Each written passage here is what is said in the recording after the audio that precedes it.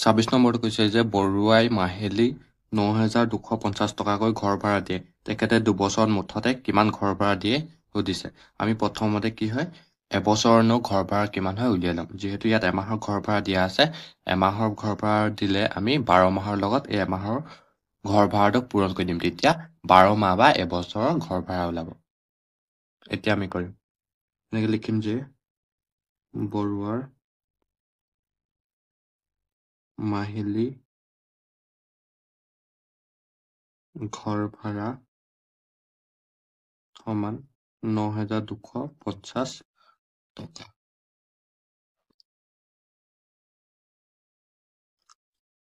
গতিকে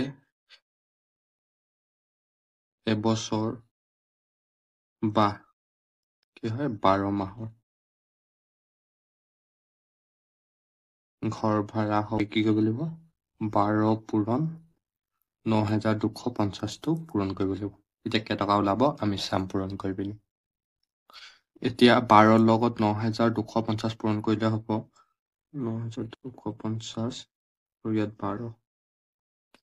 2 0 0 2 5 গুণ 10 শূন্য অকল 1 2 গুণ 4 5 2 9 গুণ 18 1 0 0 1 5 গুণ 5 1 2 গুণ 2 আৰু 1 9 গুণ 9 যোগ কৰিলে হ'ব 0 0 5 5 10 10 0 কৰিব 1 8 2 10 10 1 11 11 1 কৰিলে 1 9 10 10 1 11 তেতিয়াহ'লে ইয়াৰ ঘৰ ভাড়া হ'ল এবছৰ ঘৰ ভাড়া হ'ল 1,11,000। এতিয়া আমি ইয়াত দেখিলো যে এবছৰ ঘৰ ভাড়া হ'ল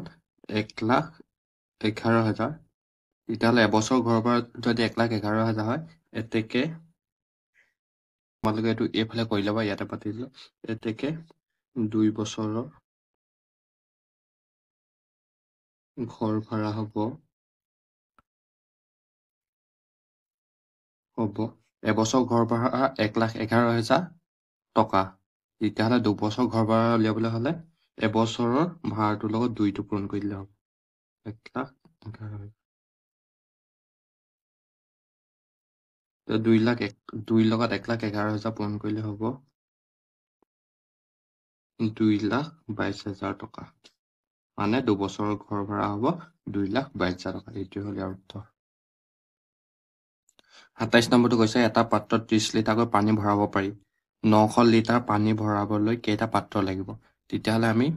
30 লিটাৰে যদি 900 লিটাৰ হৰণ কৰি দিওঁ তেতিয়া কেইটা পাত্ৰ লাগিব ওলাব। এতিয়া আমি এনেদৰে লিখিম যে এটা পাত্ৰত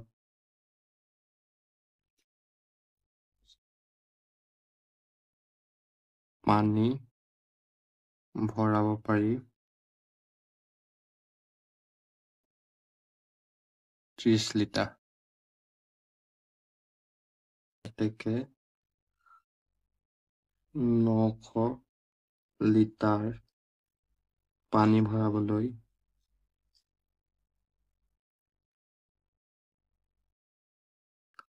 পাত্ৰ লাগিব, ইয়াতে কৰি দিছো 900 হৰণ 30। এতিয়া যদি 900ক 30 হৰণ কৰোঁ হ'ব 30 যাব 30 গুণ হ'ব 900 মানে 30টা পাত্ৰ লাগিব 900 লিটাৰ পানী ভৰাবলৈ। এইটোৱে হ'ল ইয়াৰ উত্তৰ। 28 নম্বৰটো কৈছে 4 চেণ্টিমিটাৰ ব্যাসাৰ্ধ এটা বৃত্ত আঁকা। এই বৃত্তটো আঁকিবলৈ হ'লে প্ৰথমতে আমি 4 চেণ্টিমিটাৰ জোখৰ এডাল ৰেখা আঁকি লওঁ। এইডাল হ'ল 4 চেণ্টিমিটাৰ জোখৰ ৰেখাডাল। এতিয়া আমি এই 4 চেণ্টিমিটাৰ জোখৰ ৰেখাডালৰ জোখটো লৈ লওঁ। জোখটো ইমানটোত পৰিব। এতিয়া এই জোখৰে এটা আমি ইয়াত বৃত্ত আঁকিম। এতিয়া এই বৃত্তটোৱে হ'ল আমি আঁকিবলগীয়া 4 চেণ্টিমিটাৰ ব্যাসাৰ্ধৰ বৃত্তটো। এইটো 29 নম্বৰটো কৈছে এটা হৰণ অংকৰ ভাজক 32, ভাগফল 951 আৰু ভাগশেষ 12 হ'লে অংকটো ভাজ্য কিমান হ'ব সুধিছে। ভাজ্যটো উলিয়াবলৈ হ'লে আমি ভাজক পূৰণ ভাগফল যোগ ভাগশেষ ফৰ্মুলাটো ইউজ কৰিম। এতিয়া প্ৰথমতে আমি লিখি ল'ম কি কি দিয়া আছে।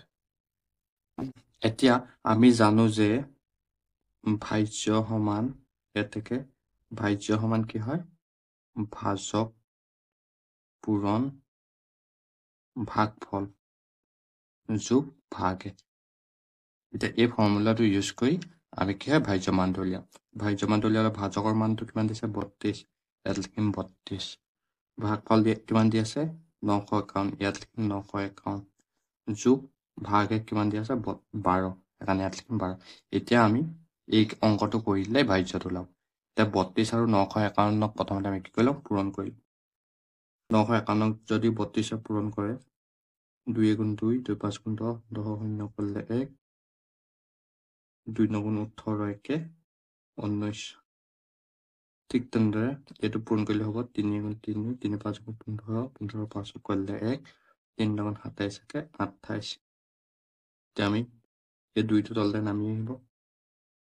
3 শূন্য যোগ কৰিলে 3 9 5 14 14 4 কৰিব 1 8 একে 9 কলাকে 10 10 শূন্য কৰিব 1 2 লগত 1 যোগ কৰিলে হ'ব 3 তেতিয়াহ'লে এই দুটাৰ পূৰণফল হ'ল 30,432 আৰু যোগ 12 আছে এতিয়া 30,432 লগত 12টো আমি কি কৰি দিম যোগ কৰি দিম ইয়াতে কৰি দিছো 12টো যোগ কৰিলে 2 2 হ'ব 4 3 একে 4 এটা 4টো নামি আহিব আৰু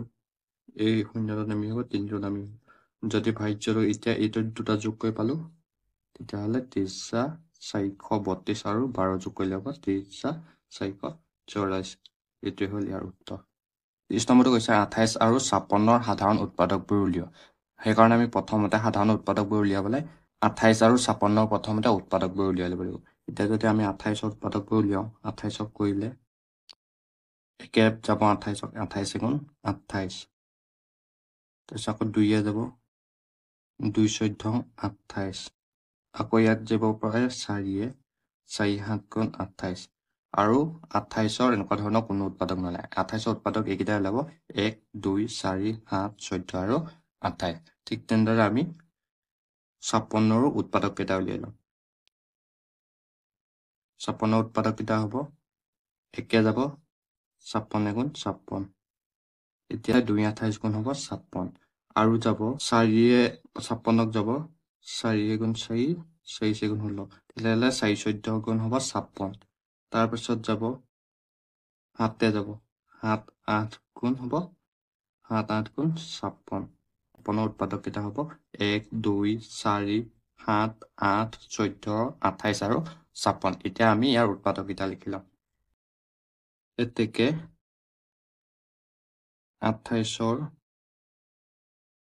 উৎপাদকবোৰ 1 ওলাইছে 2 ওলাইছে 4 ওলাইছে 7 ওলাইছে 14 আৰু 28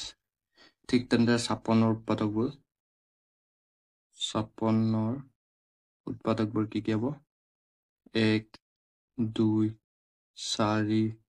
7 8 14 28 আৰু কি আছে 56 এতিয়া আমাক কৈছে যে 28 আৰু 56ৰ সাধাৰণ উৎপাদক কেইটা উলিয়াবলৈ সাধাৰণ উৎপাদক সেইকেইটাই হ'ব যিকেইটা উৎপাদক দুইটাতে আছে এতিয়া কি কি আছে আমি চাম এতিয়া লিখিম যে এতেকে 28 আৰু 56ৰ সাধাৰণ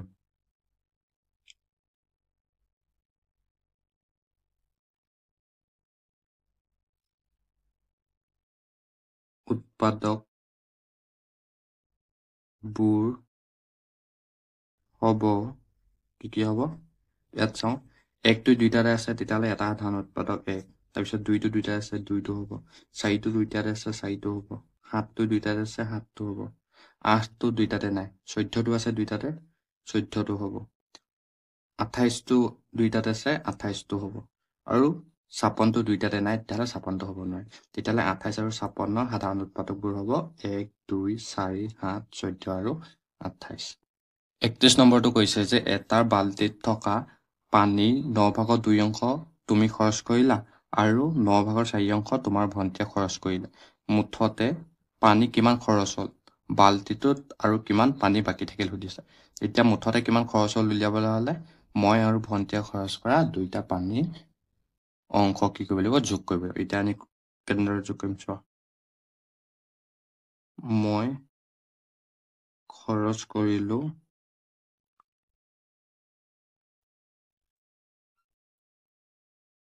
বাল্টিৰ পানী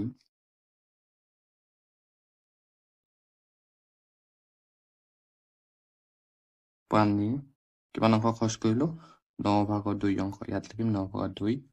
অংশ তাৰপিছত ভণ্টিয়ে খৰচ কৰিলে ইয়াত লিখিম ভণ্টিয়ে খৰচ কৰিলে বাল্টিৰ পানীটো দীঘিকা ভণ্টিয়ে খৰচ কৰিলে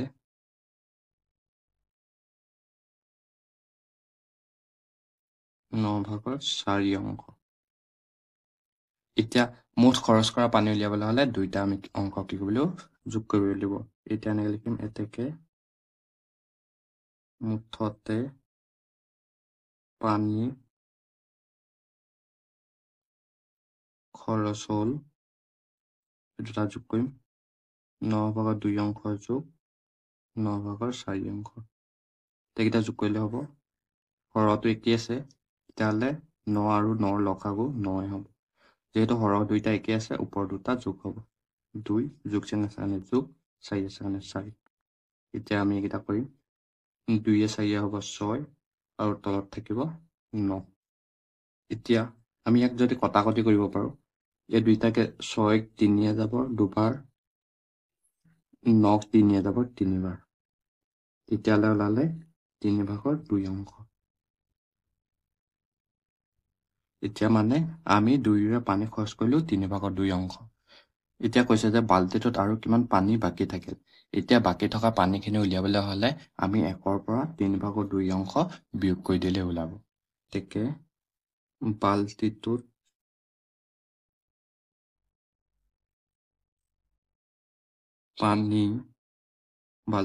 পানী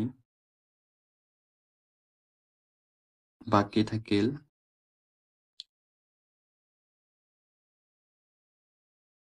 1 বিয়োগ খৰচ কৰাটো বিয়োগ 3/2 অংশ এক বন্ধনী সোমাই দিব পাৰা আমি ইয়াত 1টো লৈছোঁ কাৰণ বাল্টিটোত পানীখিনি প্ৰথমতে কি হৈছিলে ভৰ্তি হৈছিলে আৰু যিকোনো এটা বস্তু গোটা বস্তু সদায় আমি ধৰিলে 1 হিচাপে ধৰোঁ এতিয়া আমি 1টো সুবিধাৰ কাৰণে 1/1 ধৰি লৈছোঁ আৰু বিয়োগ 3/2 এতিয়া 1 আৰু 3 যদি লসাগু উলিয়াওঁ 1 3 গুণ হ'ব 3 এতিয়া এই 1টোৱে 3টোক বাৰ যাব 3বাৰ এই 3টোৱে এই ওপৰৰ 1টোৰ লগত পূৰণ কৰিলে হ'ব 3 গুণ 3 বিয়োগ চিন আছে কাৰণে বিয়োগ পাত এই 3টোৱে এই 3টোক যাব এবাৰ সেই 1টো ওপৰ 2টোৰ লগত পূৰণ কৰিম 1 2 গুণ হ'ব 2 তেতিয়াহ'লে তলত 3 আছে 3/2 গ'লে হ'ব 1 অংশ তেতিয়াহ'লে আমি দেখিলোঁ যে বাল্টিটোত পানী বাকী থাকিল 3/1 অংশ এইটোৱে হ'ল ইয়াৰ উত্তৰ